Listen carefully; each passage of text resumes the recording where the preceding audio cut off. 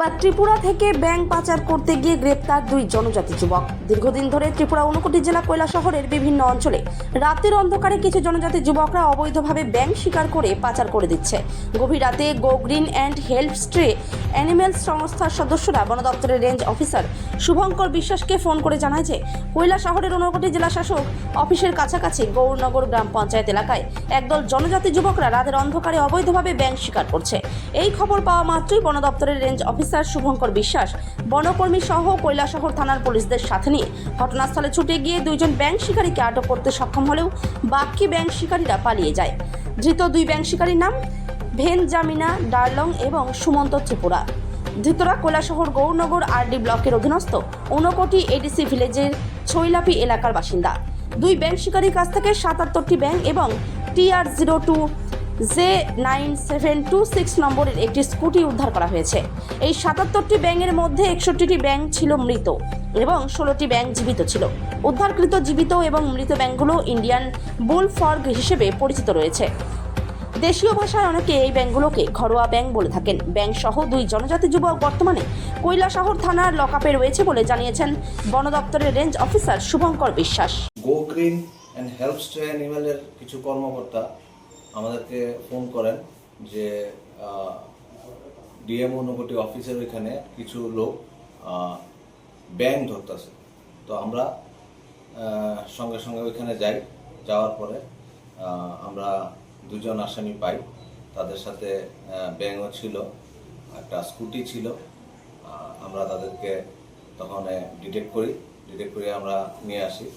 আসার পর ওই রাত্রে আমরা ওদেরকে পুলিশ কাস্টডিতে রেখে পরের দিন আমরা মাননীয় CGM কোর্টের ওখানে প্রেরণ করি। তো এখানে ব্যাংক ছিল 61খানা ব্যাংক ছিল মৃত, আর 16খানা ছিল জীবিত। এগুলি ছিল ইন্ডিয়ান বুল ফ্রগ, এগুলি শিডিউল টু অ্যানিমেল। তো আমরা ওয়াইল্ড লাইফ প্রোটেকশন অ্যাক্ট 1972 আওতায় আমরা কেস ফাইল করি ওদের বিরুদ্ধে এবং মাননীয় কোর্ট ওদেরকে জামিন দেন এবং আগামী হিয়ারিংয়ের ডেট 10 তারিখ জুন মাসে আবার নেক্সট ডেট দেওয়া হয়েছে। জীবিত কতটা ব্যাংক ছিল? জীবিত ব্যাংক 16খানা। এই 16খানা ব্যাংক কোথায় এখন? এগুলো আমরা ওদের ন্যাচারাল জায়গাতে ছেড়ে দিয়েছি।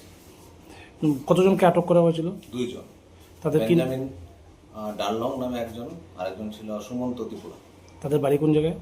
তাদের বাড়ি হচ্ছে ছৈলাপি বলে একটা জায়গা, ঊনকোটি ভিলেজ ওই সাইডে। তো দ্বিতীয়রা কি স্বীকার করেছেন?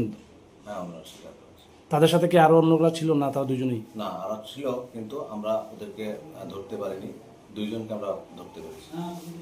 তো কৈলাসহরের এই দপ্তরে, মানে বিশেষ করে বন্যপ্রাণী এই দপ্তরে বিগত কতদিন পর এরকম ঘটনা ঘটলো?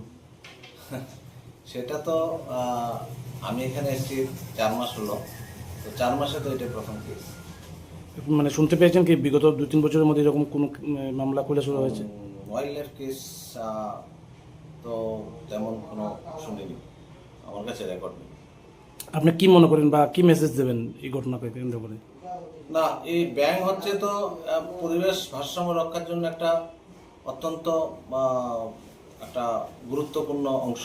তো এটা ব্যাংক মানুষের মধ্যে এখনো ওইভাবে অ্যাওয়ারনেসটা আমরা আরও করার চেষ্টা করছি যে এইভাবে ব্যাংক, আর এরকম ব্যাংক ধরলে ব্যাংকই পোকামাকড় খায়। তো এগুলো তো যদি ব্যাংক পোকামাকড় না, মানে বেশি পোকামাকড় হয়ে যায়, তাহলে তো এই সমস্ত ধান ট্যান সবই মানে ইকোসিস্টেমটাই নষ্ট হয়ে যাবে।